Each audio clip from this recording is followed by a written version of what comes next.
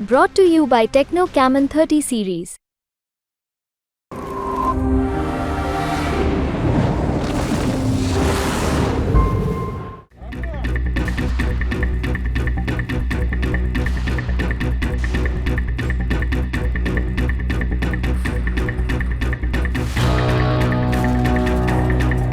रूस यूक्रेन जंग के बीच अमेरिकी राष्ट्रपति जो बाइडेन ने यूक्रेन को रूस के खिलाफ अमेरिकी हथियारों के इस्तेमाल को मंजूरी दे दी है।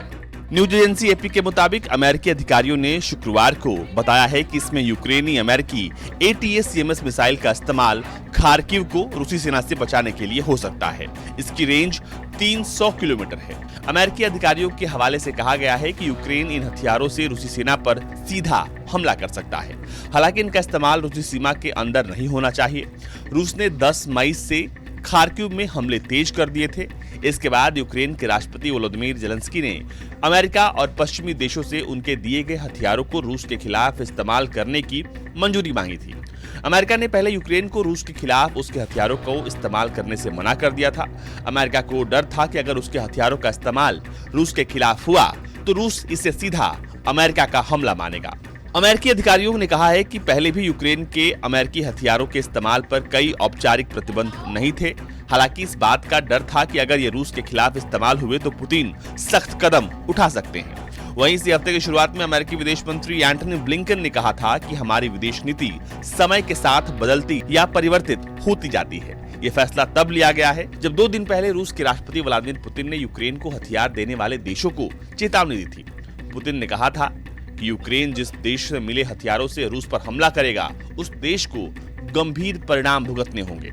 4 दिन पहले कुछ पश्चिमी देशों ने भी यूक्रेन को रूस के खिलाफ उनके हथियारों का इस्तेमाल करने को कहा था। सबसे पहले लताविया के राष्ट्रपति एडगर्स रिंकवेंकिस ने इसकी इजाजत दी थी। इसके बाद ब्रिटेन और स्वीडन ने भी यही कहा। इसके अलावा कुछ दिन पहले ब्रिटेन ने यूक्रेन को लंबी दूरी की स्टॉर्म शैडो मिसाइल भेजी थी। ये मिसाइल रूस के अंदर 250 किलोमीटर तक जा सकती है। इतना ही नहीं, स्वीडन ने यूक्रेन को सेल्फ एक्टिव तोपों की टेक्नोलॉजी भी भेजी है। इससे पहले पिछले महीने फ्रांस के राष्ट्रपति इमैनुअल मैक्रोन ने कहा था कि पश्चिमी देश यूक्रेन में सेना भेज सकते हैं। रूस की तरफ से इस पर भी कड़ी आपत्ति जताई गई। रूस की ओर से कहा गया था कि ऐसी किसी भी कोशिश के गंभीर परिणाम होंगे। हालांकि मैक्रोन के बयान को जर्मनी समेत कई पश्चिमी देशों ने खारिज कर दिया।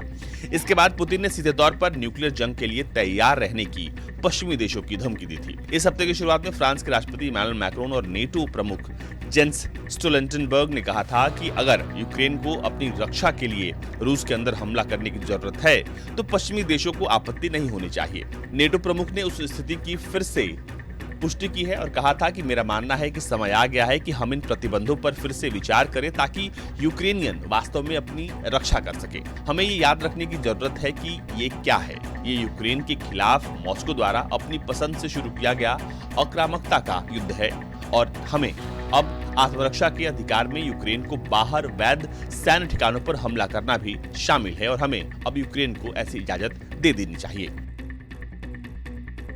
ब्यूरो रिपोर्ट, भारत तक।